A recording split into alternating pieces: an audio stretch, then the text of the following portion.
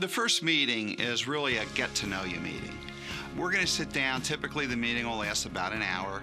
We're having a conversation. My job is to ask them some questions about where they are, what some of their goals are, what some of the key objectives they have in meeting with me, where they are to this point, and really what brought them in to see me.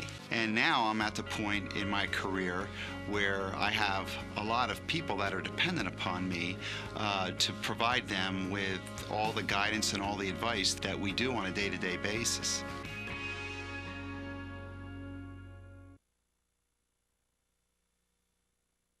You spend your working years trying to build up your assets, trying to build up pension credits at your job, trying to grow your nest egg so that you can one day retire when you can't work or don't want to work anymore.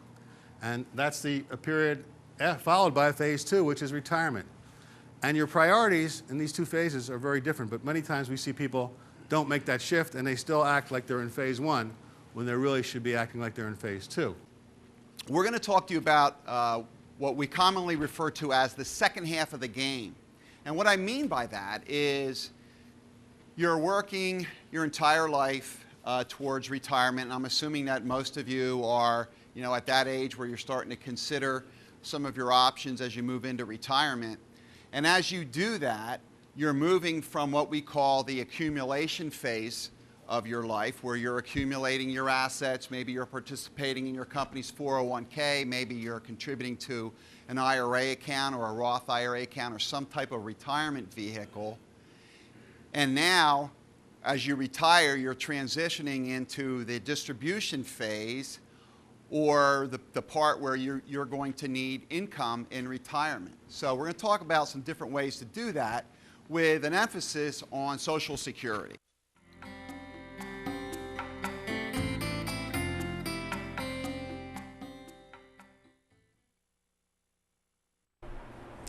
Hi, welcome to Financially Speaking with Jeff Bush.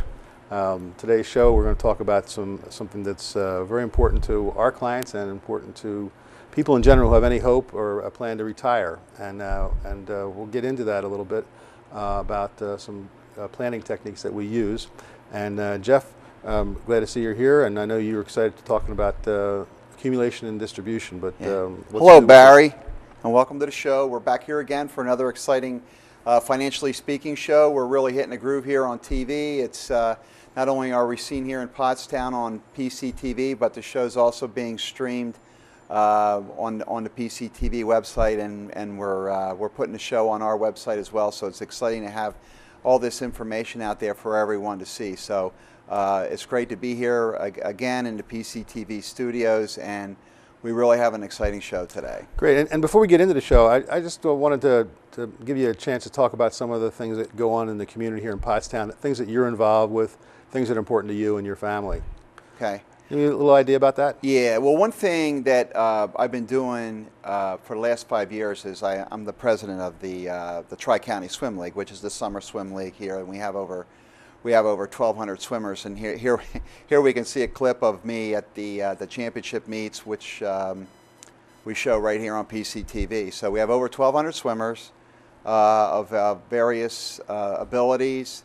And we have the really elite swimmers that go on to college. A couple of them have gone on to Olympic trials, and then we have just the recreational swimmers. So it's a popular sport. It's good fun for all, and I've been doing it for a long time. Probably do it a few more years. My son Matthew's still involved, very involved with swimming. So I know with your 4 kids. I mean, I think 3 of them have been pretty active in swimming, and it's a big program. It's an important program. It affects a lot of people in Pottstown. Yeah, well, my oldest boy went through the program and went on to swim right here at the Pottstown Y and then on at college. So he went through, and now, of course, my son Matthew swims up at Hillside, and he's very active in swimming as well. And we're starting to look at colleges, and he's progressing through the sport as well. It always comes back to talking about money, one way or the other. So now you have to think about college, and I know that can get pricey. Yeah. But we're going to focus on something today that was a little different. I know last show we talked a lot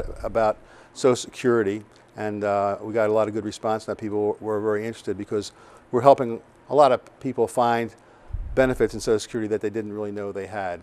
And we have reports on that. Anybody wants to know more about that, we can get that to you. But we're going to focus today on, I'd mentioned earlier, accumulation versus distribution, and what that means and how we use it in our practice, and just talk about it, because it's something it's an important concept that many people just don't seem to ever get. Yeah. Well, we really spent, if you look at over the past two shows, we really spent talking about Social Security. Social Security is such an integral part of income planning and retirement. The average couple will get about a third of their income from Social Security in retirement. So that's really a key component. Today what we want to talk about is accumulation and distribution, or accumulation versus distribution. So basically, during the accumulation stage, our clients are investing in some type of retirement vehicle. It could be a 401k, could be a 403b, could be an IRA, could be a Roth IRA. There's a lot of different vehicles. So you're 22, you graduated from college, you get a job, and you have 40 years to accumulate assets that you're going to need in retirement. So the important thing to remember here, Barry, is that when you have 40 years of time to accumulate assets, you're going to view risk differently than when we get to the next phase, which is the distribution phase. And that's why this is so important.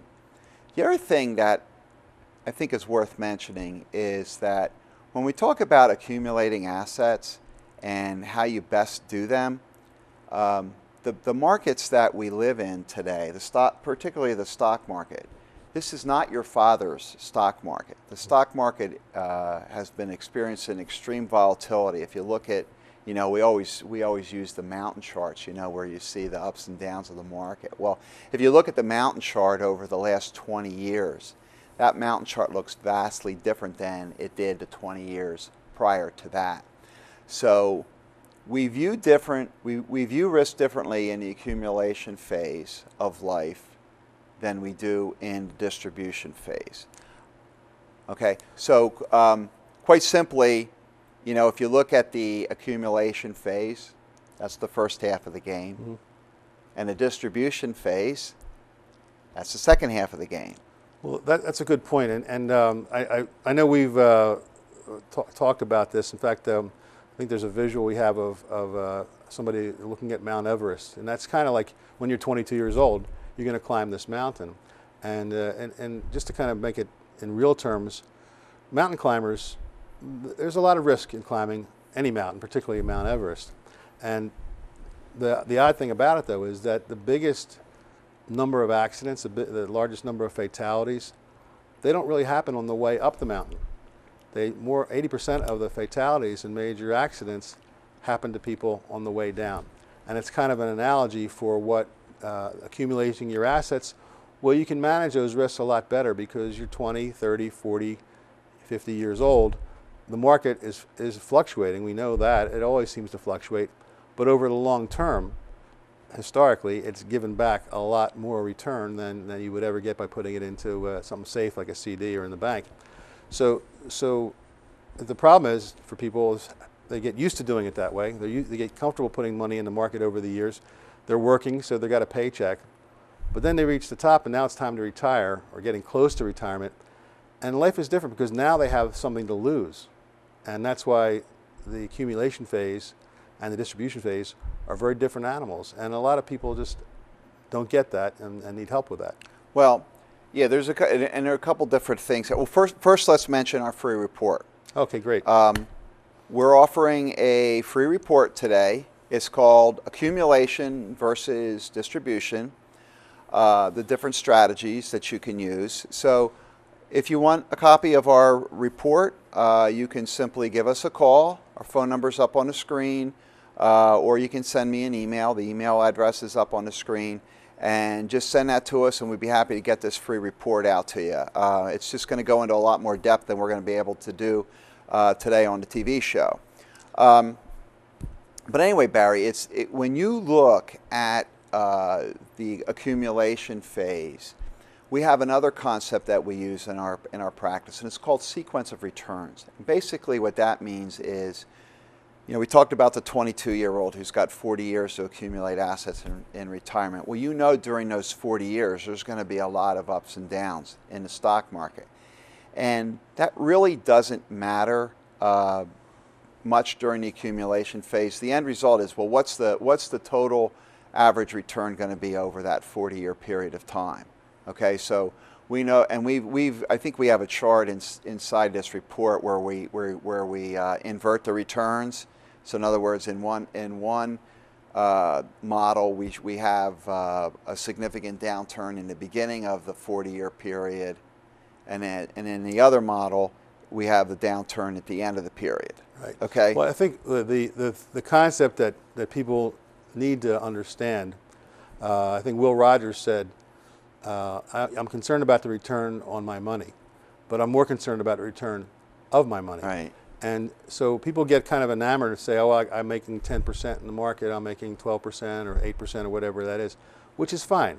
And over time, there's no reason why you can't make 8, 9, 10% in the market over time. But the problem is that when you don't have all the time in the world to wait for those years that are going to be bang-up years, and weather those years that are going to be disastrous, then the actual return becomes less important. What matters is, as you mentioned, the sequence of the return. So that, again, I think we use an example of 25 years, two people with the same amount of money, both earning, say, 9% over a 25-year period. It doesn't really matter what order the returns are in. If the overall average was 9%, they're going to make 9%. But if they're taking money, what happens then? Well, yeah, I mean, in the distribution phase, it's a different ballgame. So let's take a minute to talk about the distribution phase and all the risk that's involved in the distribution phase of your retirement. So you have investment risk, which that's what you were just talking about. You have health risk. Mm-hmm. You have longevity risk, you have taxes, and you have inflation. So these are somewhat of an unknown when you get into retirement, because you don't know how your life is going to play out in retirement.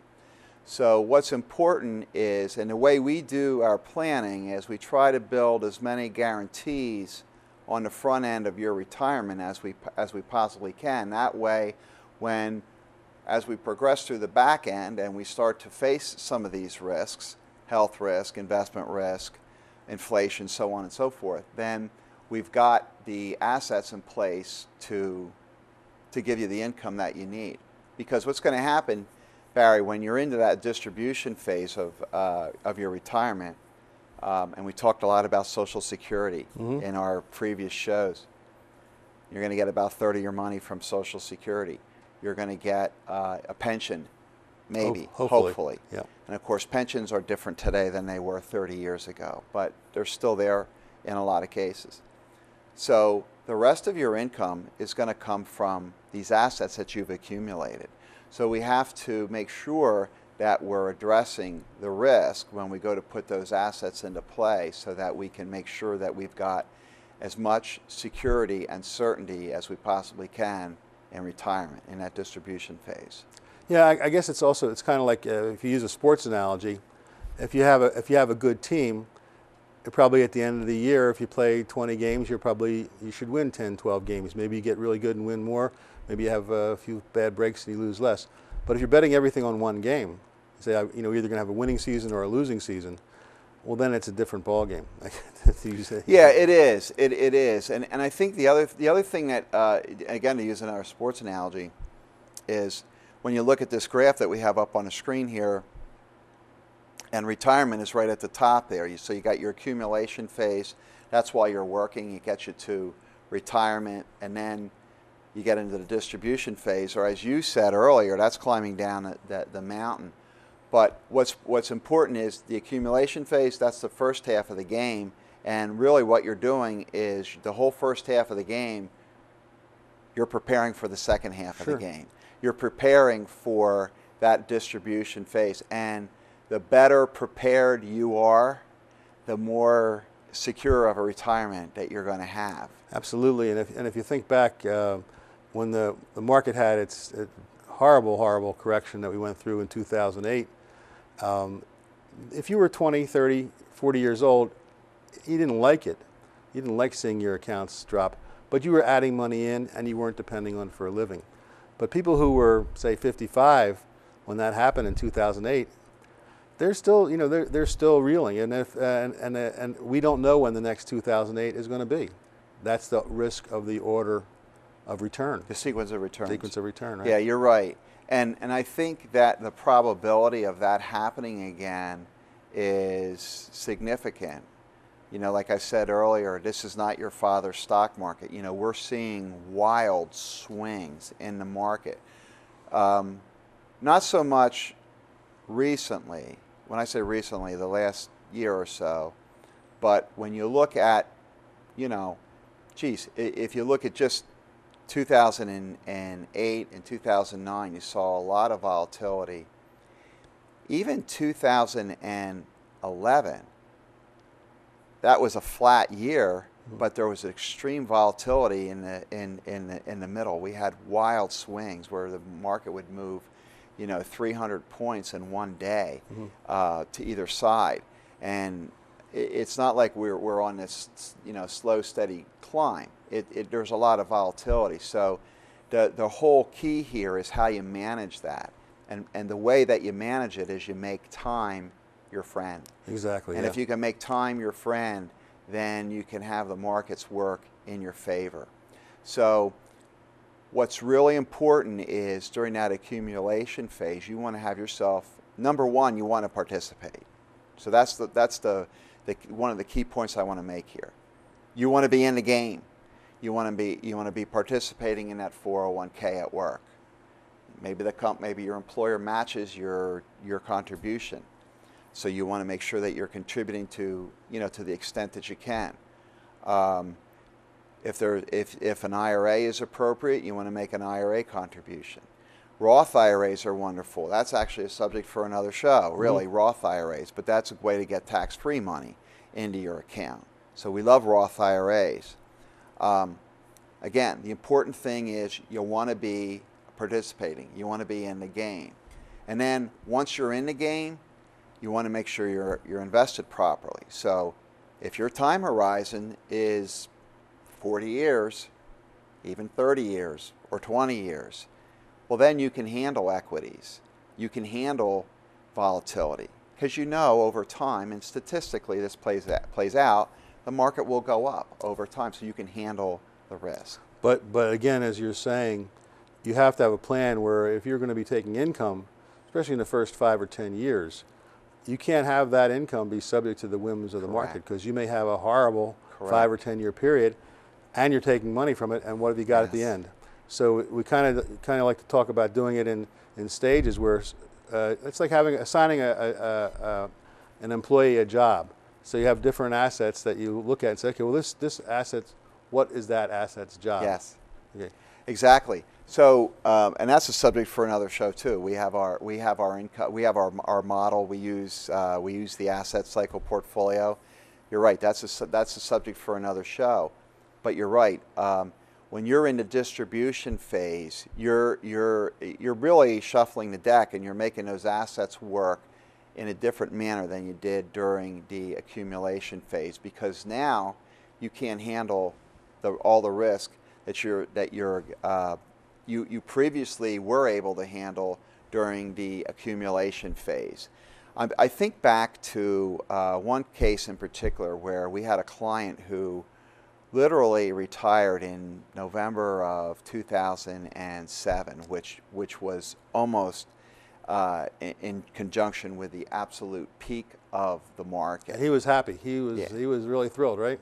Well, he was thrilled to the extent of the plan that we put into place and the way we were able to manage his risk. Now, we're past that now. We're well past that event, and there was a lot of how do you say it, agita in between.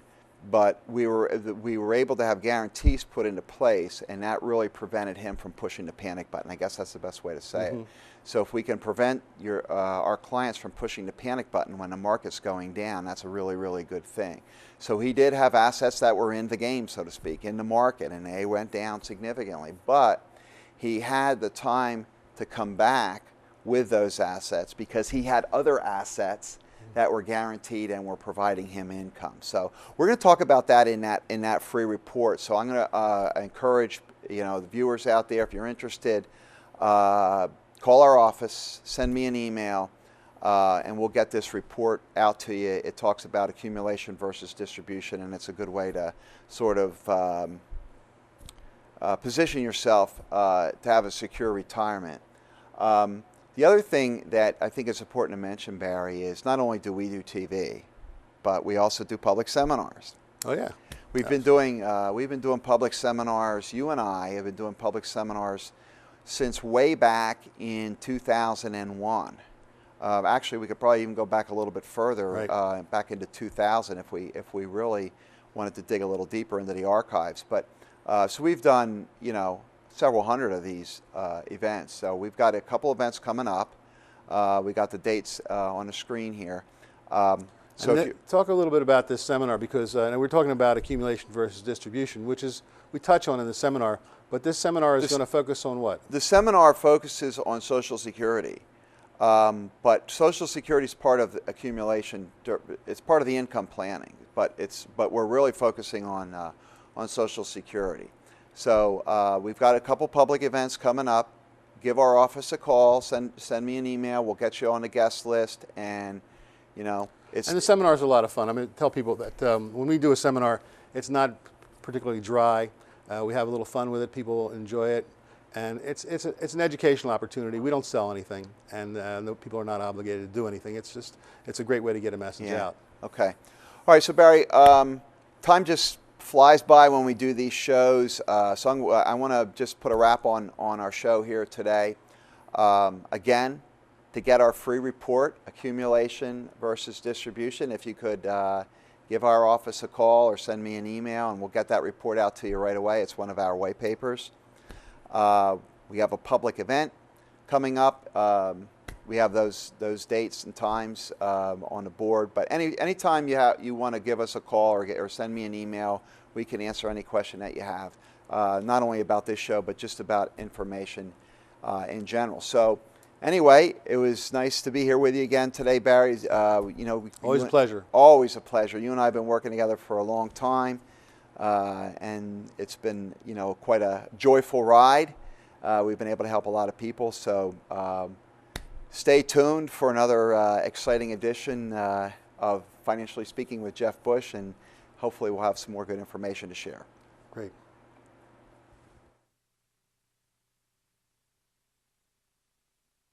The first meeting is really a get-to-know-you meeting. We're going to sit down. Typically, the meeting will last about an hour. We're having a conversation. My job is to ask them some questions about where they are, what some of their goals are, what some of the key objectives they have in meeting with me, where they are to this point, and really what brought them in to see me. And now I'm at the point in my career where I have a lot of people that are dependent upon me to provide them with all the guidance and all the advice that we do on a day-to-day basis.